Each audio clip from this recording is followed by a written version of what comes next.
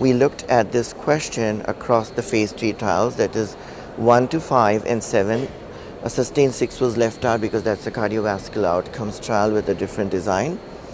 So it is a post-hoc analysis. The main things, the key points that we looked at was a change in hemoglobin A1C from baseline to the end of treatment, and some secondary outcomes that were looked at was change in body weight and parameters of percentage of A1C and percentage of weight losses, changes in blood pressure. This is a on-treatment analysis. That means only patients who actually completed the treatment were analyzed, and the spectrum of patients that were looked at was all the way from monotherapy, so earlier patients with type 2 diabetes, all the way to patients on insulin, so longer duration of diabetes. If you look at the baseline characteristics on all these trials, I'll just point out the important facts. One is that about 90 to 95% of the patients completed the study on drug. The pre-treatment discontinuation rate was no different across all the studies, which was between 12 and 16%. The age, the sex, body weight, BMI, A1C baselines were all similar.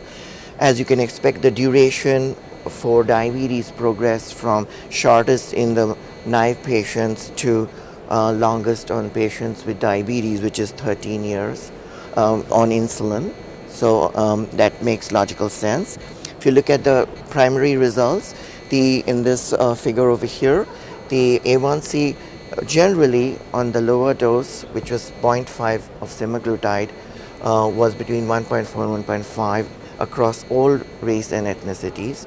And at the higher dose, which is 1 milligram, it was between 1.6 and 2. There's a slight higher effectiveness on the 1 milligram dose for Asians. But in all this data, I should mention, we haven't tested significance. They're just trends because there's not enough N for that. If you look at some of the secondary outcomes, I think it is very striking that on either the 0.5 or the 1 milligram dose, people who achieved by race and ethnicity, this column being race, this column being ethnicity, they achieved, a large number of patients actually achieved a target A1C of less than 7, up to 82% with the higher dose, achieved less than 7%. And then if you look at tighter targets such as 6.5%, as much as 70% of patients could have achieved that. This was slightly lower in Hispanics as a trend. So across, in conclusion, for this primary endpoint, it shows that there was efficacy across all races and ethnicities, with maybe a slight lesser effectiveness with Hispanics.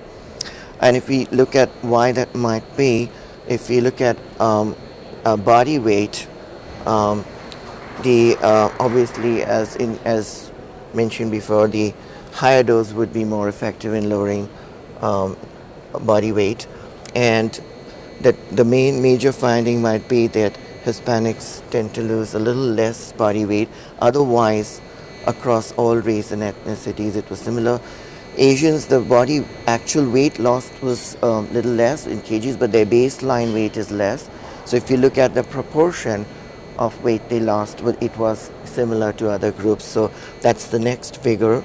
If you look at subjects who lost greater than 5% of their body weight,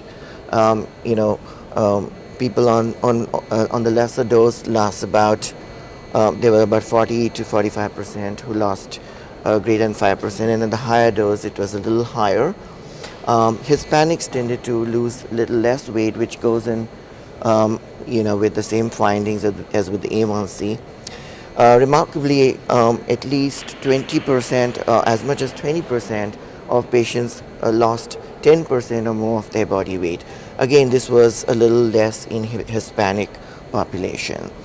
As a result of these, if you look at blood pressure, there was definitely a decreased blood pressure, about 4.3 millimeters across all race and ethnicities. Again, Hispanics tended not to have any differences in blood pressure, and this might be due to the effect of less weight loss. In terms of safety of this of semaglutide across race and ethnicity, um, I think the most striking thing probably in this table would be that among the AEs, Asians had about 50% GI mainly GI side effects, which is remarkable. So almost half the Asians had GI side effects, and therefore their discontinuation rate was also the highest, which is 10%, versus the other race and ethnicity, which was almost equal. In terms of hypoglycemia, the numbers are very small, so you really can't make many comments about it, but it was the severe hypoglycemia. It ranged between 0 and 4.7%. I wouldn't draw too many conclusions by these numbers because they're too small. So in conclusion, the major findings was that the semaglutide is effective at the 0.5 and 1 milligram dose across all race and ethnicities, with a slightly less effectiveness in Hispanics in terms of A1C, in weight reduction and blood pressure. So does it matter, race and ethnicity? I think it matters in that Asians may not be able to, as a population, 50% have side effects, and however, it is also maybe the most effective in those who have the side effects, because if they tolerate it and manage to take the drug, they get very good A1C and body weight reductions.